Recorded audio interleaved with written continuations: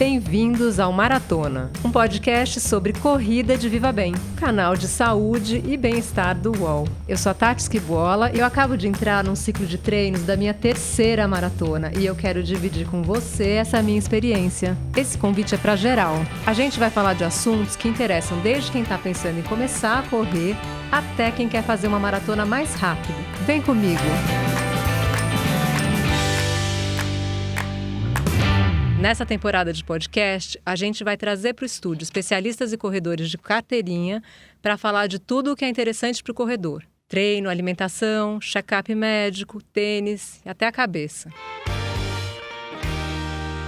Bom, hoje a gente está chegando muito perto do fim dessa jornada do Maratona, desse ciclo de treinamentos para a Maratona de Valência. E a gente vai falar de um assunto que é muito importante e que eu tenho certeza que deixa todos os corredores nervosos, seja numa maratona ou numa corrida de 21 quilômetros ou naqueles primeiros 10K. Como é que a gente se prepara na última semana antes da prova, ou no dia anterior, ou na manhã do dia da prova? Aquecimento. Eu trouxe aqui dois super experts no assunto, dois corredores incríveis que eu já sigo nas redes faz muito tempo e que eu tô tendo uma honra enorme de estar com eles aqui e eu vou pedir que eles se apresentem pra gente. Adriano, quem é você na pista? Então, Adriano Bastos, octacampeão da Maratona da Disney, acho que é o título que as pessoas mais me conhecem, tanto aqui no Brasil quanto lá fora. Praticante de corrida de rua desde os 12 anos de idade, hoje eu estou com 41, então são 29 anos de bagagem. Tive uma primeira passagem pelo triatlon, fui maratonista profissional durante 17 anos. Hoje estou de volta ao triatlon como prazer, hobby, não mais como atleta performance brigando lá na frente, mas um amador que ainda vive a performance num nível ali um pouquinho já mais humilde, podemos dizer. E junto a isso, sou treinador também e dono de uma assessoria esportiva que leva meu nome, que é Adriano Bastos Treinamento Esportivo, que já existe há 12 anos aí no mercado. Como é que você tá no Instagram? Instagram, eu estou como Adriano Bastos Disney. Escuta, que fixação é essa com a Disney? Como é que você foi campeão 8 vezes dessa maratona? Então, isso era um sonho já que foi desencadeado na época do triatlon, lá para 98, 99. Eu via outros brasileiros indo para lá, ganhando a prova. E assim, atletas que não corriam tão melhores que eu. E aí foi aquela coisa de, putz, se eles estão lá indo, ganhando, eu também tenho chance. Então foi aquela coisa de vislumbrar uma vitória internacional, né? Num lugar que era um sonho também de conhecer, que eu ainda não conhecia a Disney. E aí, em 2003, finalmente eu tive essa oportunidade de ir. E de cara já tive minha primeira vitória. E aí as demais vieram consequentemente, porque a cada vitória eu voltava o ano seguinte como convidado da organização da prova. Foram 8 vezes seguidas? Foram 6 seguidas. Eu tive a primeira vitória em 2003. 2004 eu não corri porque eu estava lesionado. Aí de 2005 até 2010 foram sequenciais. 2011 eu acordei com febre no dia da prova, só completei. 2012 eu fui o segundo e 2013 veio a 8ª vitória. E quem ganha dorme no castelo da Cinderela? Não chega a tanto, mas tem umas mordomias que valeu a pena todo o investimento nisso aí, a questão dos treinos e ter focado, né, nesse evento como algo que eu tinha certeza que ia alavancar minha carreira e foi o que aconteceu realmente. Eu consegui fazer meu nome em cima dessa maratona, tanto que hoje, quando você fala em Maratona da Disney, as pessoas já associam o meu nome e vice-versa. Eu tô aqui também com a Paula. Paula, conta pra gente quem é você na pista. Meu nome é Paula, eu tenho 36 anos, sou mãe da Malu, de 14 anos, e do Nicolas, de 2. Eu corro há 10 anos, eu trabalho numa empresa de marketing esportivo, que foi onde nasceu a minha paixão pela corrida. Já corri algumas maratonas e eu tenho a corrida como uma ferramenta para me fortalecer para todo o restante da minha vida. Então, não sou profissional, nem chego perto disso, mas corro para tempo, gosto de correr forte e tô nessa luta aí desde 2009. E como é que você acha que você se tornou um ícone aí da corrida no Instagram? Eu sigo você há bastante tempo, é @correpaula, não é isso? Isso. Não faço a menor ideia, não sei em que momento isso aconteceu.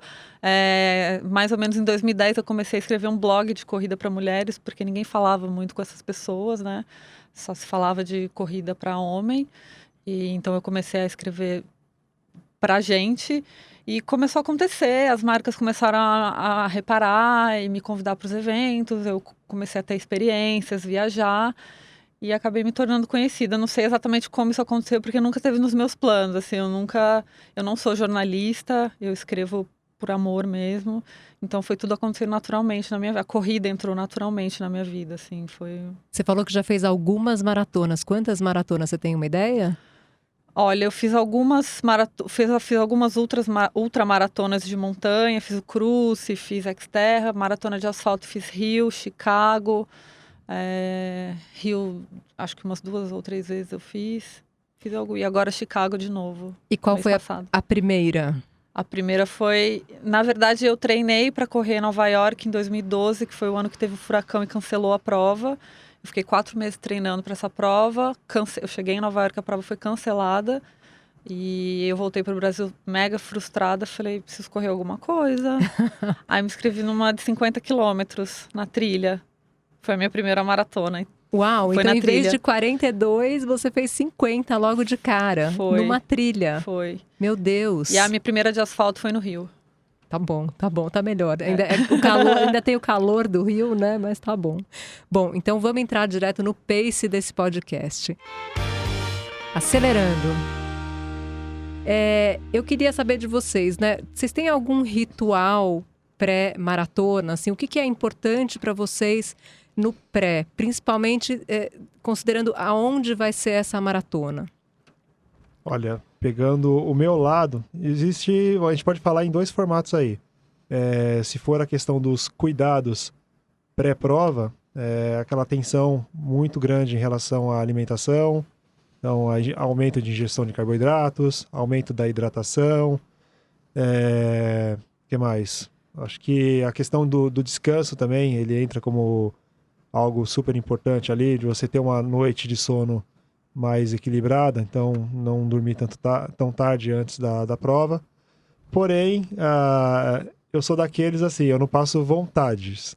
Então, eu não me restringo a algumas coisas que eu tenho vontade de fazer antes de prova. Então, se eu tenho vontade de comer alguma coisa, eu não tenho essa questão de, putz, isso pode me fazer mal no dia da prova. É um erro. E que eu falo para as pessoas, não façam, mas eu vou lá. Ele é o treinador, tá, gente? Então é aquela coisa de eu fazer exatamente o que eu falo para os outros não fazerem. Então, se eu tenho vontade de comer alguma coisa, normalmente eu arrisco, vou lá, mato minha vontade. Procuro me distrair bastante no dia anterior à prova também, de não pensar na prova. Isso quando eu ia para performance, a gente está falando, né? Então, muitas pessoas que estão ouvindo aqui tem aquela questão da meta de recorde pessoal, tudo mais. Então, assim, não ficar ali neurótico em cima do que vai acontecer no dia seguinte. Então, assim, procura distrair, vai fazer outra coisa que tire ali o foco um pouquinho da corrida, porque se você ficar muito ali pensativo em cima do que você precisa fazer no dia seguinte, essa tensão acaba te atrapalhando o sono, acaba te atrapalhando o descanso mesmo, né, pré-prova. Então, vai fazer qualquer outra coisa, vai passear, vai no shopping, se tiver numa prova fora do país, vai conhecer lugares, vai turistar, vamos assim dizer, né, e deixar a corrida como a última coisa a se pensar somente na noite mesmo, ali que antecede a prova. Então, vamos um pouco mais para trás da prova aí, né? Eu acho que tem a última semana, ela é meio crucial, não é isso? Muito. Se vocês fazem uma prova fora do Brasil, em que momento que você viaja para fora, né? Dá para assim, trabalhar até quinta-feira e ir na quinta-feira à noite, por exemplo? Ou tem que ir viajar com um pouco mais de antecedência? Como que você faz, Paula? Você concilia o trabalho, enfim, com as corridas? Essa última maratona que eu fiz foi uma coisa especial e a gente passou uma semana no Colorado E depois passamos 2 semanas no Colorado, depois a gente foi para Chicago. A gente ficou fazendo treino em altitude, mas eu sei que não é a realidade da maioria das pessoas. Então, assim, não acho que seja um problema a pessoa embarcar na 4ª noite, chegar na 5ª, ter um dia para se adaptar ao fuso horário aí, que dá uma bagunçada. É a realidade da maioria das pessoas. Então, assim, acho que nem todo mundo pode pirar em fazer uma viagem longa para correr maratona e tem um lance de conciliar com família. Então, assim, eu acho... Me corrija se eu estiver errada, Adriana. Tá eu acho certíssimo. que a pessoa, se ela embarcar na 4ª, chegar na 5ª, ela já consegue se adaptar ali, se organizar. É o mais comum. É o mais comum. E aí vocês falam de adaptação de sono, assim, principalmente quando a gente está indo para outro fuso dependendo do horário? lugar, dependendo do lugar para onde você viaja, existe o fuso que às vezes pega bastante, como também você não sente. Eu, por exemplo, que nem isso que a Paula falou, a maioria das maratonas que eu corri fora do Brasil, eu sempre viajei na quinta-feira à noite para chegar lá na sexta-feira, aí na sexta-feira já ir para a Expo, ter o sábado como dia, vamos dizer, do descanso, para você fazer algo mais à vontade, fazer aquele último trotinho para dar uma soltura na musculatura. Então, assim, a questão do fuso horário, para mim, ele nunca me atrapalhou em nenhuma das provas que eu fui. E se são provas pelo Brasil? Aí, normalmente, eu viajo na sexta, né? Porque aí viagens, você vai ter um voo de no máximo aí 2 horas. Normalmente eu viajo na sexta de manhã, e aí eu já acordo lá no sábado para fazer essa mesma programação. Acorda sábado, faz aquele trotinho, vai lá na Expo, pega o kit, e aí você tem o sábado ali livre sem ter o que fazer, né? Em questão de, você não tem compromisso, sim, só relaxar, curtir ali o lugar que você está, e domingo mandar ver. E na hora de escolher a hospedagem, vocês acham que é importante estar perto do epicentro da prova? Ou dá para ficar um pouco mais longe, fazer o deslocamento ali naquele mesmo dia? Assim, como é que a gente se prepara para não dar chabu ali de chegar na hora certa? O ideal é estar sempre perto da largada, né? Mas nem sempre isso cabe também na realidade das pessoas. Pois é, os né? hotéis ficam super cheios, né? Ficam cheios, caros. Então, assim, se tiver que fazer transfer, pegar metrô. Por exemplo, em Chicago era perto, mas a gente precisou pegar metrô. Então tem que se organizar antes, porque geralmente rola um tumulto, é muita gente, aplicativo de táxi não funciona. Então, assim, dá para se organizar. O ideal é ficar perto da largada, mas muitas vezes isso não é possível. Vocês pesquisam o itinerário antes? Eu sei que em Nova York, que é uma prova que eu já fiz, eu fiquei assistindo ali aquele vídeo que você, enfim, você vê ali todo o percurso em fast forward ali, né? Bem rapidinho. Mas ainda assim eu não achei que eu consegui entender muito bem. Foi bem diferente a experiência na vida real. Como é que vocês estudam o trajeto antes? Olha, a minha experiência eu sempre descubro na hora o percurso. Eu nunca fiz aquele negócio de reconhecimento de percurso, nada disso. Eu sempre descubro na hora. Pra mim, Por quê? Porque eu prefiro não sofrer antecipadamente se você sabe que vai ter subida em tal quilômetro, se vai ter algum trecho assim, que vai te exigir mais. Eu prefiro deixar a prova desenvolver dentro daquilo que eu tô para o dia, né? De acordo com o que o meu corpo está respondendo para o dia. E aí aquela coisa, você vai largar dentro daquele ritmo que você planejou, trecho plano, óbvio que você vai manter a batidinha que você se planejou, subida que você tiver pela frente, você vai dosar e subir de acordo com o que a altimetria da subida permite. Então, assim, você saber que aquela subida existe no quilômetro 15, por exemplo, ou não vai mudar nada a sua prova, porque, assim, o planejamento que você tem de ritmo, você vai exercer da mesma forma. A hora que você chegar na subida, o seu ritmo vai cair da mesma forma. Então, eu acho um erro até você, quilômetro tal vai ter subida, deixa eu me poupar antes, deixa eu fazer mais leve tal trecho para chegar naquela subida e conseguir correr num ritmo mais forte. Eu acho até um erro você fazer um negócio desse. E sim deixar o percurso te levar dentro daquilo que você tá podendo para o dia. Você sabe que quando eu fiz essa prova de Nova York, vocês dois já fizeram Nova York? Eu fiz em 2000. Nunca fez. 2000. Nova York é uma prova bem difícil, né? Porque ela tem as pontes ali, enfim. E quando estava chegando, acho que perto do quilômetro 28, enfim, 29, acho que até mais, você pega a primeira avenida.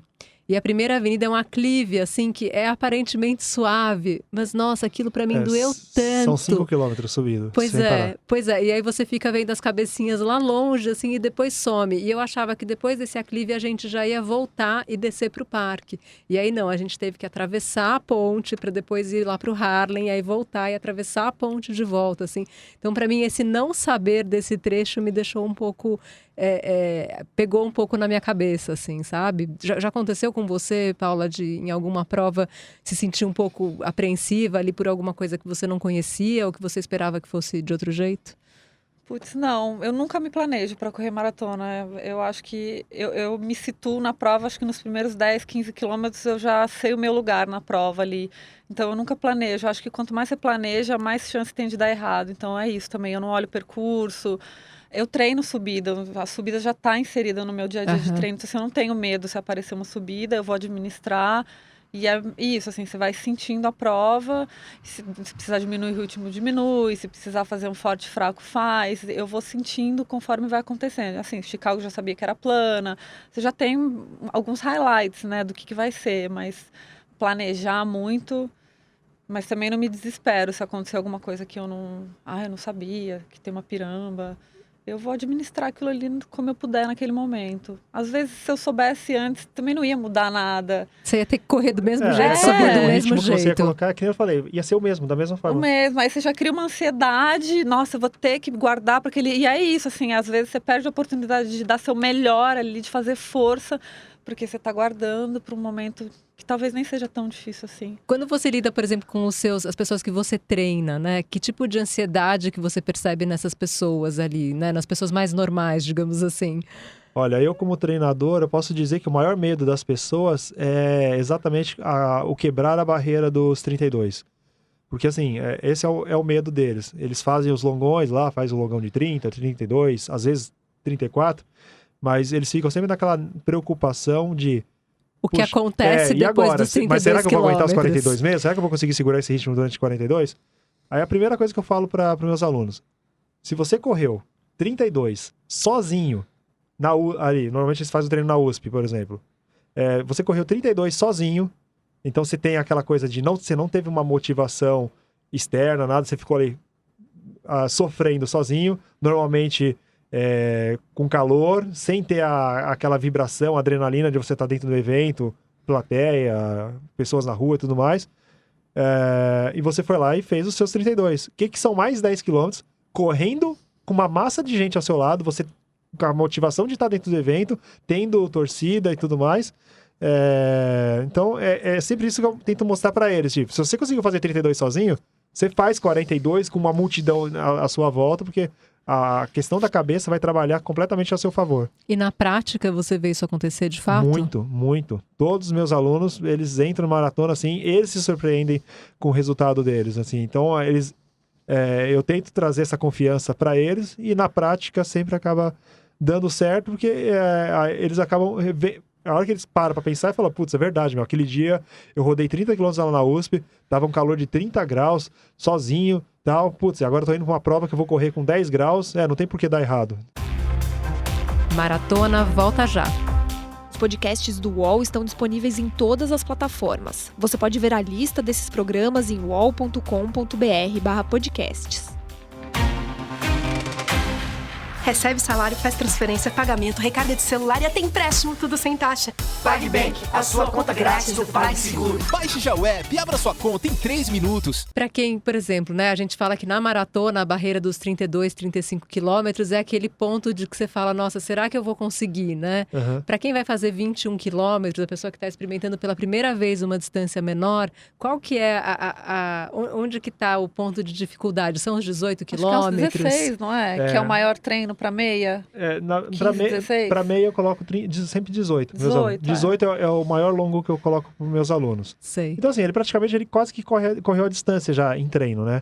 O que vai mudar é a questão da intensidade de ritmo. Então, e é o que eu sempre falo para meus alunos. Você nunca vai fazer a prova no mesmo ritmo que você fez o treino, até porque isso é um erro. Se você treinou em tal ritmo, você tem condições de correr a prova muito mais forte. Ou se você treinou no ritmo da prova, tá errado, porque você tá fazendo de cada treino uma prova. Então, e aí a questão do volume, se ele fez 18 em treino, o que são mais 3 quilômetros? Então ele já entra na prova já confiante em cima disso, né? E provas de 10 quilômetros, a pessoa que está ali, o iniciante, que vai para sua primeira prova de 10, é sempre aquela coisa de, se precisar dar uma caminhadinha no meio, caminhe, não tem problema, você não vai ser o único. Às vezes as pessoas têm essa preocupação de, putz, eu vou entrar na prova, e se eu precisar caminhar? Achando que isso é algo vergonhoso. Mas mal sabe elas que quase 20% das pessoas que estão ali, ou até mais, são pessoas que são completamente iniciantes, que caminham vários trechos da prova. Então, ela vai ser só mais uma que vai estar fazendo essa estratégia de, precisou caminhar? Caminha, recupera o fôlego ali, se sente melhor novamente e volta para o ritmo. Agora, caminhar no meio da prova é uma coisa que, pelo menos para mim, tira um pouco da minha confiança ali. Se eu paro para caminhar, voltar é ainda mais difícil. Você já precisou parar e caminhar? Eu fiz a maratona de Floripa agora em junho. Eu não estava treinando para maratona. Eu sempre estou treinando, mas eu não estava treinando para a maratona porque eu tenho um neném pequeno e não estava nos meus planos correr uma prova longa agora. Eu fui para cobrir o evento, conhecer o produto, né? Porque eu trabalho na empresa. Eu estava inscrita nos 21, chegando lá, senti aquela vibe de maratona. Falei, vou correr maratona. Perguntei pro meu treinador, que é o Vanderlei Oliveira, você acha que eu tenho condição? Ele falou, acho. Você tem bagagem, você não tá parada, tá bem, vai embora. E fui, só que os treinos longos, eles servem justamente para trabalhar a cabeça, né? E a ausência desses treinos longos eu senti lá no 35, que eu fiquei muito com a cabeça ruim, de saco cheio mesmo, querendo parar, não sei o que eu tô fazendo aqui. Falei, no posto de água eu andava. Aí eu andei umas 2 vezes quando veio um senhor de idade, assim, de, sei lá, uns 70 anos e me empurrou, assim, vamos. E aí eu não andei mais, mas me ajudou, naquele momento me ajudou, assim, eu não me senti mal por aquilo, eu fiz um tempo super bom, assim, para quem não estava treinando para maratona, consegui até o índice para Boston sem querer. Não estava nos meus planos. Vocês são ótimos, ali andar gente. me ajudou. Ali eu desbloqueei esse lance do andar, porque eu também tinha isso. Se eu andar, eu percebi que às vezes é o que vai salvar a tua prova. Às vezes aquela andadinha de 30 segundos te desafoga e você continua. Você tá com a cabeça bem, né, focada para não transformar essa caminhada numa coisa que vai durar mais tempo, né? Precisa, só um pouquinho não, e você depois precisa ter vai. força para saber a hora de voltar. Tipo assim, eu sou mais forte do que essa vontade de andar e eu vou correr. Você não pode se acomodar. Você não pode se acomodar. De aí começar a querer andar toda hora. Fica muito confortável, né? Sim. Exercício na semana da maratona. Vocês fazem os exercícios normais, a aula de musculação, os treinos normalmente? Quando que acabam os treinos antes de uma maratona ou de uma prova? Eu puxo ferro pela última vez. Eu gosto muito de musculação, então eu faço umas 4, 5 vezes por semana, porque eu gosto mesmo, porque o Adriano pode falar também melhor do que eu, quem corre precisa fazer, né? Uhum. Então eu faço a minha última sessão de musculação na segunda-feira, pré-maratona. E nos outros dias só corrida. Quando a maratona é no domingo, né? Então praticamente são 6 dias, né? Eu sinto muita falta, meu corpo, eu sinto a falta da musculação. Então eu tento na segunda, máximo na terça-feira, fazer um pouco. Mas os treinos de corrida eu mantenho. Esse trote dos 5K no dia antes da maratona, para mim, é super bom também. Ele dá uma soltada, você dá uma desafogada também da ansiedade. Dá para segurar o ritmo nesse trote dos 5 quilômetros? Tranquilo. Assim, eu tenho a experiência prática em relação a isso também, né? Na questão posso falar um pouquinho do que eu fazia. Então, enquanto eu vivi como atleta profissional, né? A semana que antecedia a maratona era aquela semana de só treino leve. É aquela semana para você realmente zerar total o corpo, chegar o mais descansado possível na prova, chegar com aquela vontade de eu quero fazer força. Então eu treinava normal até a semana a outra semana que antecedia, né? A penúltima semana, vamos assim dizer. Ainda tinha treino de tiros e tudo mais. O final de semana que antecedia, o final de semana da maratona, era o meu último longo ali só de manutenção. Normalmente era 18, 20 quilômetros, já no ritmo já bem mais confortável. E aí a semana pré-prova, ela já entrava só com rodagem leve. Então na segunda-feira eu fazia uma rodagem meio leve de 1 hora. Na terça-feira normalmente eu fazia um fartlek, só como um último estímulo, mas nada perto do que era ritmo de tiro. Explica para o ouvinte o que é fartlek. Fartlek é quando você intercala corrida forte e fraco. Então você vai fazer ali um aquecimento de uns 10, 15 minutinhos, trotando. Pega um bloquinho ali de 20 minutos ou de 30 minutos. Aí faz, por exemplo, 1 minuto forte por 2 minutos trotando levinho. Aí mais uns 10, 15 minutinhos no final para fazer aquela volta calma. Então, esse era o meu trabalho, o último trabalho de estímulo ali, um pouquinho mais intenso no dia na semana da prova. Quarta-feira era já uma rodagem leve de 50 minutos. Quinta-feira, 40 minutinhos. Sexta-feira, normalmente, era off total. No sábado, esse trotinho que a Paula citou, né? Que aí eu sempre fazia por tempo e não por quilometragem. Então, era 30 minutos, deu 30 minutos, acabou. Fazia mais umas retinhas só para estímulo de velocidade e domingo era a prova. E aí eu trago isso para os meus alunos também. Então a minha experiência prática como atleta, que era eu ia perguntar, porque é bastante coisa aí nessa semana pré. Que deu certo para mim, eu trago para eles. E para eles funciona super bem. Então até o aluno que normalmente corre só 3 vezes na semana, 4 vezes na semana, quando é a semana pré-prova, que aí eu elimino musculação, elimino qualquer outra atividade que ele costuma fazer, ele entra nessa mesma sequência. Ele vai correr de forma regressiva, né, de segunda até quinta, fazendo exatamente isso, 1 hora. Só que aí, para os alunos, eu não coloco esse fartlek.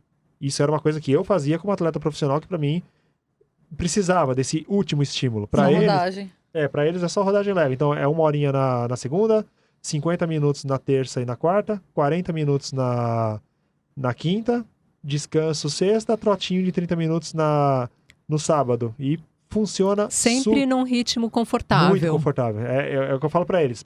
Ritmo passeio, aquele ritmo que você tá lá correndo, conversando com alguém do seu lado. É semana pra fazer 0 força. Então, e aí ele chega super descansado na prova e costuma dar certo. E a questão da musculação, ele faz até a semana que antecede. Na semana já da prova, já elimina completamente musculação. Qual que é o problema de fazer musculação na semana da prova? É mais a questão de você deixar a musculatura tensa, né? A musculatura ali enrijecida. Você precisa chegar com a musculatura na prova o mais relaxada possível, o mais solta. Então, a musculação, ela, pelo fato de você exigir o trabalho de força mesmo, a contração muscular e até o risco de você ficar dolorido dela, né? Então, é preferível que você realmente elimine ela para não correr qualquer tipo de risco nesse sentido. O que vocês comem na semana que antecede a maratona? Ou o que vocês não comem? Bom, eu comecei a fazer o low carb tem quase 2 anos, assim que o meu filho nasceu, por causa da amamentação. E a minha vida mudou, assim, eu descobri um universo totalmente novo, que é o que é o low carb? O low carb é a ingestão de menos carboidratos. Eu cortei refinados, cortei açúcar, cortei tudo que a gente não tem que comer e que a gente não precisa comer. A minha alimentação é 90% comida de verdade, 10% alguma besteira um sorvete com a minha filha. Então, assim, a minha alimentação é baseada na comida de verdade. Isso mudou a minha corrida completamente. E mudou a minha semana pré-prova também. Enquanto todo mundo estava comendo macarrão, se acabando no macarrão, a minha refeição era purê de batata e frango, só. Na maratona eu levei 2 sachês de gel, para mim foi ótimo. Então, assim, eu acostumei meu corpo a queimar gordura. Então, eu não sou mais tão dependente do carboidrato. Eu não faço esse carb load surreal que todo mundo faz, assim, de comer pra caramba. Eu bebo, sim, muita água. Eu sigo a minha vida normal de refeições, assim. Eu não muda, não diminui a quantidade. Não muda nada. E, assim, eu senti uma melhora impressionante na minha performance. Assim, eu nunca corri do jeito que eu tô correndo. E eu tenho certeza que isso é por conta da mudança de alimentação, assim. E fibras você come? Verduras, legumes, comida de salada? Verdade tem fibra, né? Mas eu como batata doce, até a batata inglesa normal eu como também, menos quantidade, mas como. É a comida de verdade, é o que todo mundo deveria comer, né? A carne, todas as carnes, gordura e os vegetais. Um pouco de fruta. Eu comi bastante fruta, até porque o volume para um treino da maratona é muito. Tinha semana que eu chegava em quase 100 quilômetros. Então, assim, eu comia minha banana à noite, por que não? Coisas que eu tinha medo antes, eu desbloqueei, assim. Eu fui aprendendo que quanto mais comida de verdade a gente come, mais o nosso corpo aprende a pedir comida realmente quando a gente está precisando. Então, assim, eu não tinha mais aquela fome.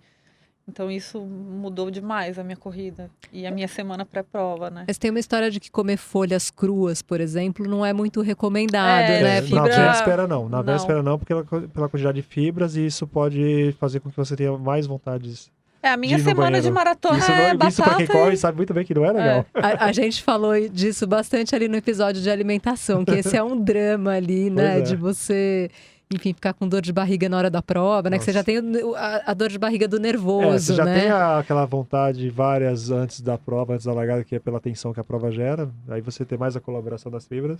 Aí fica uma bagunça total. Eu li que você, no seu blog, inclusive, que você toma um leite com café lá por umas 4h30, 5 horas da manhã antes da prova, é isso? Tomo café com leitezinho para dar aquela soltada gostosa. Que eu brinco que se você faz um cocô bonito no pré-prova ali, já significa que a prova já é um bom sinal, já é um indicativo legal, porque você ir não tem nada pior do que você ir para uma largada de prova sem ter ido no banheiro, meio tenso, putz, será que vai me dar vontade? Tô estufada, e aí você chega a ter aqueles banheiros químicos horrorosos ali. Nossa, gente, enfrentar o banheiro químico, então, assim, o ideal é acordar cedo, fazer o teu ritual, conversar com o teu intestino para dar uma liberada ali e largar leve. O que você come, Adriano, no dia da prova ali antes? Então, a semana pré-prova, eu não mudo nada da minha alimentação em relação àquilo que eu tô acostumado. Então, você é muito regrado? Nada. Mas assim, é aquela coisa, eu procuro comer o correto, mas não abro mão de comer o que eu tenho vontade também, aquilo que a gente falou no início, né? Então, sigo ali o certinho na questão do carboidratos, proteínas e tudo mais, mas as tranqueiras, quando dá vontade, eu como também. Para mim nunca interferiu, né, na questão. Exemplo que eu posso te dar, em algumas das minhas vitórias na Disney, eu comi feijoada no sábado à noite em um daqueles restaurantes brasileiros que tem lá em Orlando. Então assim, é muito pessoal, é de pessoa para pessoa. É óbvio que eu acho que você é um caso bem à parte, não, né, exatamente. Adriano? Então, são pessoas e pessoas. Que a Paula se adaptou com a questão do... não é para todo mundo, né? Isso que ela tá fazendo, não é todo mundo que se adapta a esse tipo de dieta. Entendeu? Então, assim, eu sou uma pessoa completamente dependente, sim, do carboidrato. Ele, para mim, é fundamental, no meu caso, para eu ter a performance que eu preciso como meu principal combustível. Então, assim, semana pré-prova, eu como aquilo que eu tô acostumado no dia a dia mesmo, eu não mudo nada, eu só procuro aumentar a quantidade, né? Então, aquela coisa de o arroz, feijão que eu tô acostumado, ali a carne, frango, a salada, tudo que faz parte de um cardápio normal, eu faço a ingestão normal, mas procurando aumentar um pouquinho o carboidrato como uma forma já de aumentar essa reserva. E aí, você aumenta, então, o carboidrato na semana da prova? Eu aumento. Aí no almoço de sábado, aí eu ainda almoço o que eu tô acostumado, assim, de dia a dia, não fico naquela coisa de só macarrão, nada disso. E aí no jantar, sim, aí o jantar eu procuro focar no carboidrato de uma forma mais leve, então aí uma massa com molho à bolonhesa, algo assim. E aí no café da manhã, sempre uma fruta. O carboidrato normalmente é um pão francês com geleia ou algum tipo de queijo, um café com leite, um suco de laranja. Então, assim, quanto tempo antes você come tudo isso? 2 horas antes da prova, 2 horas antes da largada. E aí, assim, e aí até o horário da largada, o que eu normalmente faço também, eu pego uma garrafinha dessas de 500 ml de água, diluo um carboidrato em gel nela, e aí vou tomando isso de pouquinho em pouquinho até o horário da largada. Então é uma forma de eu me manter hidratado até a hora da largada e ao mesmo tempo elevando um pouquinho mais a reserva do carboidrato. Então, assim, o meu pré-prova comum sempre foi esse, é o que sempre deu certo. E aí, óbvio, de uma vez e nunca tem as extravagâncias, que nem essa que eu te falei da feijoada, que é coisa à parte, mas surtiu assim, algum efeito ruim na prova? Não, pra mim ela até caiu bem na época que eu fiz isso, porque assim, foi uma das edições da Disney que amanheceu com 5 graus negativo. Então, isso pra mim, naquele dia, fez diferença pela questão de ingestão de calorias que eu tive na noite antes. E pra mim, essa refeição caiu bem pro dia seguinte, né? Que o corpo precisou. Esquentou ali. Exato. Aliás, por falar nisso, é um assunto bom. O que muda se vocês sabem que a previsão vai ser de muito frio ou se a previsão vai ser de calor, assim? O que muda nesse pré-prova de vocês? Acho que muda mais o que a gente vai vestir, né? Você mais ou menos sabe o que vai acontecer. Não muda muito. Nossa, de repente descobriram que vai chover muito, assim. Você já meio que sabe, assim, então já vai prevenindo. Então acho que o que mais muda é a roupa, talvez, a questão da né? vestimenta. A vestimenta acho que é o principal. Então, assim, se você vai para um lugar que há a possibilidade de ter ambas as temperaturas, você está o clima não está tão preciso, né? A previsão do tempo não está tão preciso em relação ao que pode acontecer, leva as duas opções, sempre, né? Então leva o gorro, o manguito, luva, o que for necessário para se proteger do frio, caso esfrie muito no dia da prova, e a versão ali mais leve, uma camiseta regata, ou shorts ou bermuda que você está acostumado, para você também não passar calor, não ir só com aquela roupa que vai te proteger do frio, né? Porque se a temperatura esquentar, é tão ruim passar calor na prova quanto passar frio. Então... Mas não rola um efeito cebola, assim?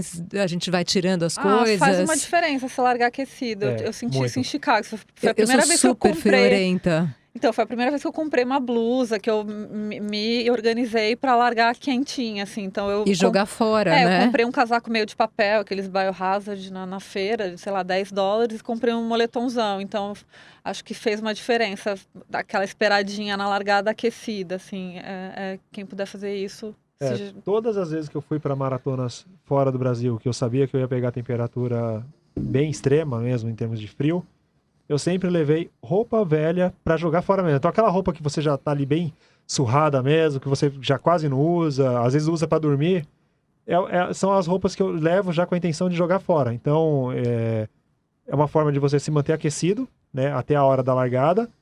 E a hora que você se junta ali naquela concentração da largada, você já começa a passar calor pela concentração do calor humano mesmo que se forma ali. Então muitas vezes você já acaba dispensando essa roupa até antes de largar, ou se tá num frio no qual você precisa permanecer com essa roupa por mais tempo, você vai tirando durante o percurso, sem problema nenhum. Então, até, vamos dizer, poupando um din-din aí, que nem a Paula falou, gastou $10 lá no casaco de papel lá na Expo.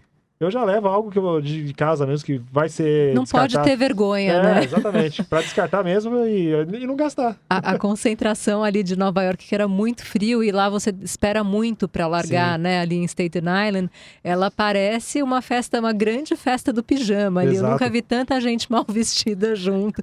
Todo mundo enrolado em cobertor, com saco plástico, enfim, é bem... É muito ruim passar frio na largada. É muito ruim, eu sou super friorenta. Assim, o medo, a ansiedade triplica, assim, é muito ruim. Bom, e aí o que vocês levam naquele cintinho, né? O cinto do corredor, assim, ou vocês nem levam cinto? Como é que vocês levam o que vocês vão precisar durante a prova? Hoje em dia, eu não levo mais... Aliás, eu nunca levei cinto, mas eu levava vários sachês de gel pelo corpo, assim, na bermuda, no top, Nessa maratona que eu fiz agora, eu levei só 2 sachês de gel e algumas cápsulas de sal, só. E você? Então, para mim sempre foi o mesmo padrão. Eu sempre levei 4 géis, sempre pensando assim, eu vou tomar um a cada 10 quilômetros, o quarto é para, se eu quebrar, eu tenho uma reserva ali lá pelo quilômetro 35, 36, de jogar um quarto por necessidade. Então, 4 géis para mim sempre foi o que me atendeu. É óbvio que a gente está pensando aí numa passagem de 10 quilômetros para cada 32, 33 minutos, quando era a minha época performance. Então, óbvio que um gel a cada 32, 33 minutos era o ideal. Para os meus alunos que já entram no patamar ali de correr a maratona, sei lá, para 3 horas e 30, 4 horas, o que eu programo para eles é: tome um gel a cada 40 minutos.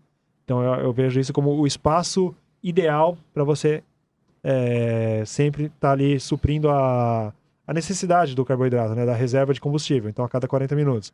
E aí, para mim, era isso. A cada 10 km funcionava por esse tempo mais curto, né, pelo qual eu passava por cada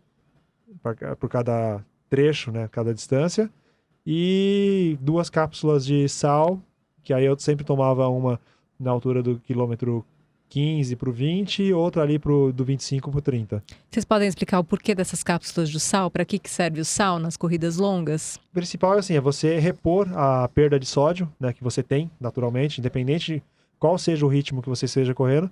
Você está suando, você está tendo perda de sódio, então, e só o isotônico, o eletrolítico que você toma ali na prova, ele não é suficiente para repor a quantidade de sal que você perde efetivamente. Tanto que você vê muitas pessoas completando a prova com a roupa toda branca, né, de sal. A quantidade de sal que você perde parece que você mergulhou no mar, exatamente, né? É muito maior do que o que você consegue repor com isotônico. E aí a cápsula de sal, você acaba, vamos dizer, usando a palavra mais vulgar, mas assim, dando uma injeção cavalar mesmo ali de sódio, para o corpo ter isso de volta. E aí... Se equilibrar, né? Exatamente. Aí ajustar a questão da contração muscular, que se você tem falta de sódio, você vai começar a ter espasmos musculares, aí que acaba vindo as câimbras e tudo mais.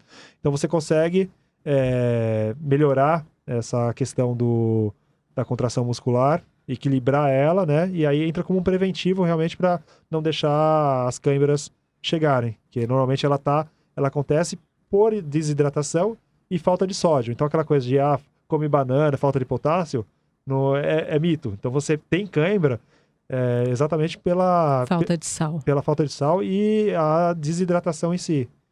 E a água, a gente sempre conta com a água que tá lá na prova, assim, eu fiz agora recentemente aquela Bertioga Maresia, se eu não tivesse levado o meu cintinho ali com as minhas águas, eu tava lascada, porque era uma prova que quase não tinha água, né? Por isso que é legal você focar suas maratonas em provas com estrutura legal, porque correr uma maratona com estrutura, maratona pequena, assim... Acabou a água, né? Não é legal. Péssimo. Péssima experiência. É legal encontrar provas que tenham, né, uma tradição já, que sejam provas reconhecidas, relativamente grandes, porque senão existe uma chance grande de passar perrengue. As grandes provas mesmo, você tem posto de hidratação a cada 3 km. É muita água. Aí você pega maratonas tipo Santiago do Chile, essas que são provas que vai bastante brasileiro, tá? Mas não chega aos pés de uma Majors, por exemplo, ou qualquer outra prova de grande porte. E aí, nessas provas, você já tem hidratação a cada 5 km. Então, assim, para o corredor mais rápido, ele vai estar ali se hidratando a cada 17, 20 minutos. Então, para ele, não pega nada. Agora, para o corredor mais lento, que vai passar por um posto de hidratação a cada 25, 30 minutos, é muito tempo sem colocar nada na boca. Vocês tomam água em todo posto? Eu pego em todo posto, mas não para virar o copinho inteiro. Então, e sim para aquela coisa. Você toma um pouquinho, dá uma goladinha, é o suficiente ali para você sentir que repôs, e aí você dispensa o restante. Bom, a gente está chegando aqui ao fim. Eu queria perguntar para vocês qual foi a melhor e a pior prova de vocês de maratona e por quê? Pode começar. Bom, a minha melhor maratona foi agora, Chicago, que eu fiz em 3 horas e 4. Eu não estava planejando, nem pensando em fazer esse tempo. 3 horas e 4 é um pace de quanto, mais ou menos, Paula? 4:23. É muito rápido, gente. Eu preciso dizer que é muito rápido. E assim, eu tenho 36 anos, eu não sou novinha, eu tive filho, eu tenho uma vida atribulada. Então, assim, para mim foi uma super conquista. Eu acho que eu fui para um patamar diferente, assim, na minha própria cabeça, assim. Poxa, agora eu acho que eu consigo... Acho que eu voltei. Então, eu estava tentando me situar de novo nessa história de maratona, né? O que você acha que fez a diferença aí? A alimentação. Eu ter mudado a minha alimentação. Acho que o low carb mudou a minha vida e a minha corrida, assim. Isso eu não tenho a menor dúvida. E você faz isso com acompanhamento, com um nutricionista? Como é que você entrou nessa onda do low carb? Eu entrei por causa da amamentação. Meu filho tinha muita cólica, então eu sozinha pensei, bom, eu vou comer só as comidinhas boas do bem, eu não vou comer mais industrializado, não vai entrar nada de ruim dentro de casa. E acabou virando um hábito.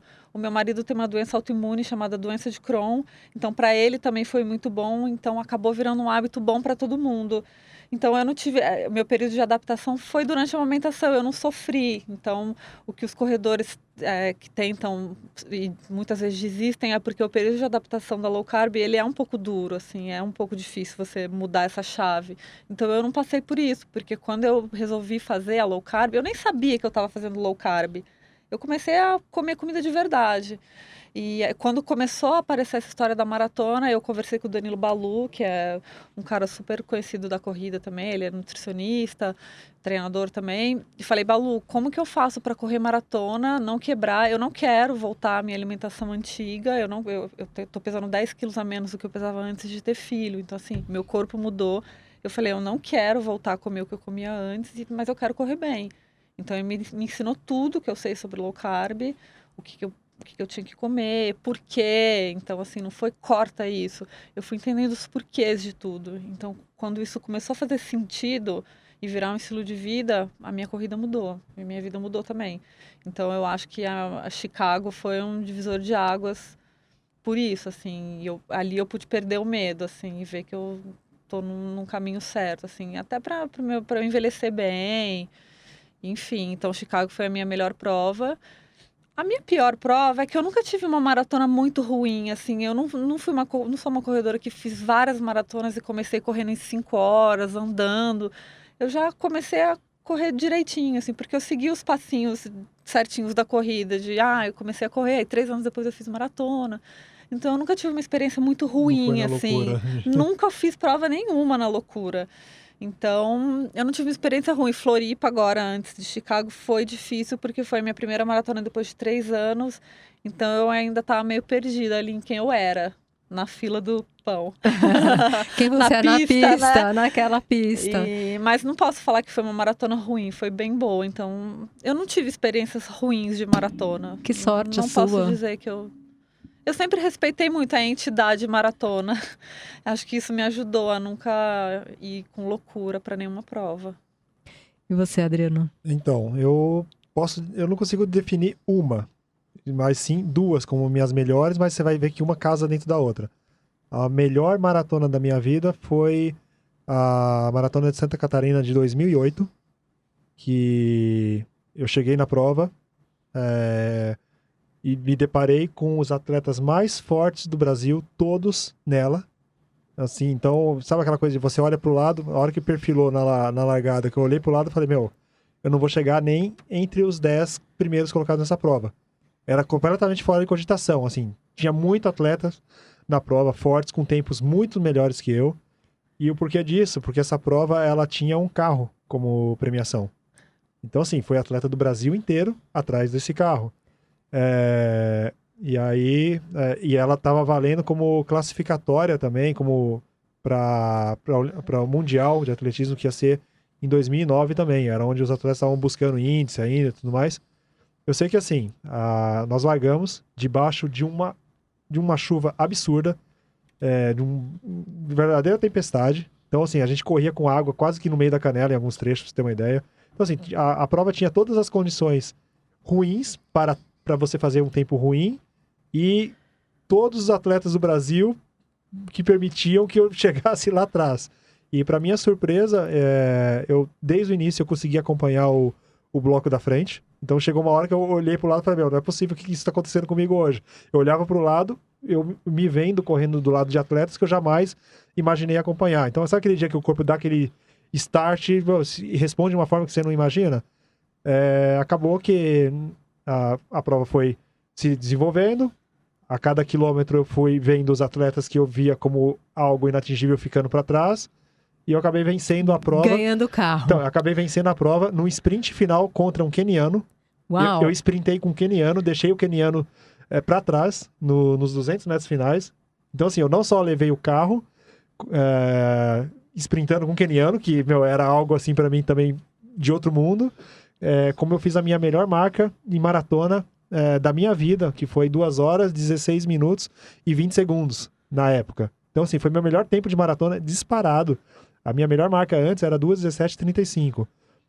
Então, assim, foi a prova da minha vida, essa, e aí, consequentemente, isso me deu o índice para disputar o Mundial de Atletismo que aconteceu em 2009, que foi na Alemanha, né, em Berlim, que foi o campeonato mundial realmente de atletismo, que eu fui pela delegação brasileira, convocado e tudo mais, representar o Brasil, da mesma forma que você vai para uma Olimpíada, vai para um Pan-Americano, e lá eu estabeleci a minha melhor marca de maratona com 2 horas e 15 minutos. Então, você vê que uma coisa levou a outra. Então, assim, essas duas são as 2 provas da minha vida. As 2 piores maratonas, vale maratona que você nem completou? Claro, claro. Então, assim, as 2 piores maratonas da minha vida, eu coloco as 2 piores também, coloco 2, porque, assim, são as 2 únicas maratonas que eu entrei e não completei. Ou seja, eu devo ter aí mais de 80 maratonas concluídas. E essas foram as 2 únicas maratonas da minha vida, no qual eu entrei e não completei. A primeira dela foi a Maratona de Foz do Iguaçu. Falecida, né? Ela já não existe mais, mas assim, eu não lembro qual foi o ano que eu fui pra ela. Eu acho que foi 2009 mesmo. Eu voltei do Mundial tão empolgado naquela coisa de tipo, agora eu quis 12:15, agora eu posso tudo. E aí eu fui pra essa prova atrás da premiação dela. Chegou lá, 7 horas da manhã, 36 graus na cabeça. Foi literalmente uma prova de sobrevivência. Então, assim, os quilômetros foram passando, aquele sobe e desce absurdo. É uma pirambeira que você não tem noção. E aí aquela questão, aquela fadiga, você ali brigando contra você mesmo, contra a sua cabeça, corpo e tudo mais. Eu ali em sexto, sétimo, e vendo os caras sumidos lá na frente. Chegou no quilômetro 28, você falou, quer saber de uma coisa? Chega. Aí eu peguei, desisti, parei, a hora que passou uma moto de staff, eu pedi carona, falei, me leva pra chegada que eu não vou continuar não. Então foi a minha primeira desistência da minha vida em maratona. Como que você se sentiu? Nossa, eu me senti péssimo. Péssimo. Sabe aquela sensação de frustração total, falei, eu nunca passei por isso, tô aqui parando. Mas assim, não tava, a cabeça não tava para aquele dia, o corpo não tava. E aí eu fiquei tão revoltado, com tanta raiva disso, e aí 2 meses depois eu resolvi ir pra Maratona de Curitiba. Aí chegou em Curitiba, aí a mesma coisa. Comecei a correr, tava ali brigando, correndo ali um pouco mais atrás, 11º e tal. E aí a cabeça começou a lutar contra da mesma forma. Aquela coisa de, tô fazendo força pra nada, não vou conseguir pegar pódio de novo. Então, assim, esse é um problema do atleta performance, quando você se acostuma a brigar lá na frente e você entra numa prova que você tá bem, que você sabe que você vai ter uma recompensa, que é o pódio, que é a premiação, e aí um dia você tá lá fazendo uma força absurda e tá muito aquém daquilo que você pode. E aí Curitiba aconteceu a mesma coisa. Eu tava ali fazendo uma força desesperada e ali lá pra trás, 11º, e aí chegou no quilômetro 14, 15, mesma coisa. Deu aquela coisa de encher o saco. Aí eu peguei, desisti, parei, voltei andando lá pra chegada. Então, essas são as minhas 2 piores maratonas pela questão de não tava, o dia que elas aconteceram, a cabeça não tava ajudando. Era a coisa de você tá lá, mas a cabeça não tava afim de estar lá. E como é que você recuperou a autoestima depois dessas 2 provas? Aí entrou a questão do ciclo de maratona da Disney novamente, tudo que aí era a minha motivação real, de verdade. Então isso aconteceu em 2009, e aí em 2010 eu já voltei pra Disney, teve a vitória de novo, que foi a minha 7ª vitória, então isso foi o que deu aquela levantada de novo para eu seguir caminho. Quando isso acontece com seus alunos, com gente normal, aí, vamos dizer, o que você diz para eles? Que nós temos dias ruins e dias bons, então assim, não é aquela coisa, às vezes você pode treinar super bem a semana inteira e chegar na prova ali no final de semana e não render nada. Aí na segunda-feira você vai treinar e nossa, saiu o treino da vida. Então, assim, às vezes dá esse azar de aquele dia ruim, ele acontecer exatamente no dia da prova. Nós todos estamos propensos a isso. Então, quando acontece algum resultado ruim que o aluno fala, não sei o que aconteceu, não rendeu, não encaixou, senti uma fadiga que eu nunca senti. Primeiro a gente vai procurar achar os pontos que pode ter colaborado para isso. De o que você comeu no dia da prova, o que você comeu um dia antes, o que você fez um dia antes. Se foi tudo certinho, nada que poderia ter prejudicado, causado aquele sintoma, então é aquele dia que o corpo, infelizmente, não estava para tal. E a gente passa muito por isso. Você, Paulo, imagino que deve ter um monte de gente que conversa com você nas redes sociais com esse tipo de angústia ou com esse tipo de dúvida, não? Sim, eu não sou a melhor pessoa para aconselhar, porque eu, como falei, eu respeito muito a maratona e eu fico muito tensa no pré, assim, então... eu já vou largar com medo. Eu já fico tensa, já fico com medo. E eu acho que no final do dia esse medo até me ajuda. E em qual momento esse medo se dissipa? Na hora da largada. Na largada? Na hora da largada me dá um shift e eu sei o que eu tô fazendo ali. Eu não sei o que eu tô... Antes eu não sei o que eu tô fazendo. Não sei o que eu tô fazendo aqui, não sei o que... Deu a largada, eu entendo tudo que eu tenho que fazer ali naquele momento. Talvez um respeito que eu tenha eu tenho medo, meu maior medo é quebrar, ter que parar. Eu não quero passar por isso, então o máximo que eu puder para fazer para não.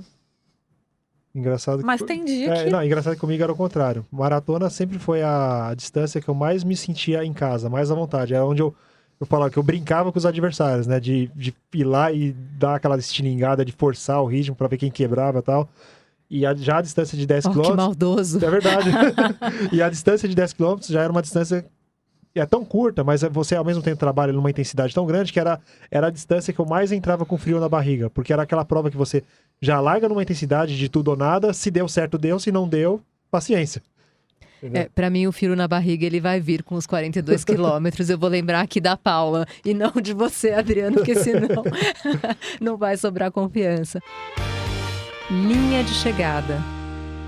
Bom, a gente está aqui na linha de chegada do nosso podcast e eu vou convidar vocês a dividirem com o nosso ouvinte uma dica ou uma ideia para ajudá-los aí na maratona. Eu vou começar falando de um seriado, não tem muito a ver, na verdade. É um seriado que eu assisti no Amazon Prime, que é esse serviço de vídeos novo e que se chama Modern Love.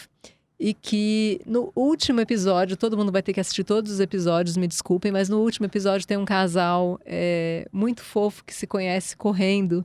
E eu chorei o episódio inteiro, não me perguntem por quê, mas enfim, é uma história muito inspiradora.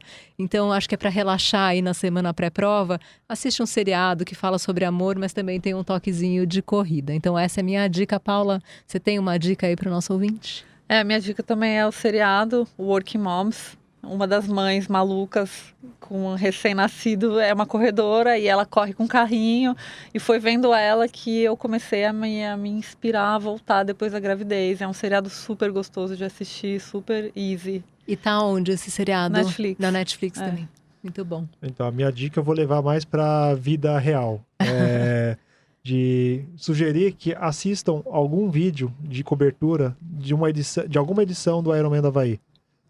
Para entender o que é a questão de trabalhar a mente, de ter essa paciência de superar o limite ali, de ficar tantas horas sob esforço, e aí principalmente entender o que é o significado de cruzar uma linha de chegada, independente de se você é o campeão da prova ou se você é o último colocado. Então, espere para assistir o momento das chegadas, onde eles começam a mostrar os amadores, começam a mostrar as histórias, começam a mostrar as pessoas de idade cruzando a linha de chegada, o público ali recepcionando essas pessoas, que eu tenho certeza que vocês vão se emocionar e vão entender o que é realmente o significado de ter uma meta pessoal atingida. Eu nunca vi esses vídeos. Onde eles estão? No YouTube? Onde eu acho? Você encontra no YouTube. YouTube é o mais comum de você encontrar. O Ironman é o triatlon, né? O triatlon mais importante que tem, né? Qual que é o tamanho das distâncias do Ironman? 3.800 metros, pedala 180 quilômetros e corre 42 depois de fazer tudo isso.